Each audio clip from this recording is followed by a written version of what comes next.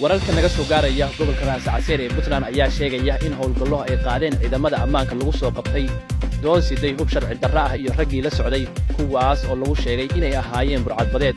howlgalkan ayaa si gaar ah uga dhacay gobolka Raascaseer ee maamulkaasi iyadoo gacanta lagu soo dhigay doonidaasi iyo 3 qof oo la socday. taliyaha qaybta gobolkaasi Gaashaanle Fuad Maxamed Xuseen oo la hadlay warbaahinta ayaa ka warbixiyay howlgalkaasi isagoo oo sheegay inay iska kaashadeen ciidamada booliiska iyo kuwa ilaalada xeebaha Puntland.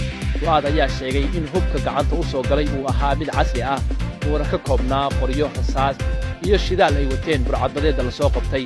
sidoo kale waxa uu intaas ku daray in eedeysanayaasha saddexda ah ee la soo qabtay la hor keeni doono cadaaladda si loogu qaado tallaabo adag oo sharciga waafaqsan. waxaa kale oo carabku ku dhigtay inay sii wadi doonaan howlgallada ayna la dagaalami doonaan burcadbadeedda iyo cid kasta oo halis ku ah ammaanka deegaanadaasi. ciidamada amniga ayaa ku raad jooga burcadbadeed falal amni darro ah ka wada xeebaha bari ee Puntland iyo cid kasta oo carqaladaynaysa amniga gobolka ayuu intaasi ku daray. arrintan ayaa ku soo aadaysa iyadoo bilihii la soo dhaafay kooxaha burcadbadeedka ay dhaqdhaqaaqyo ka bilaabeen xeebaha Soomaaliya ayagoo weeraro dhowr ah ka geystay maraakiib maraysay biyaha badda ee Soomaaliya.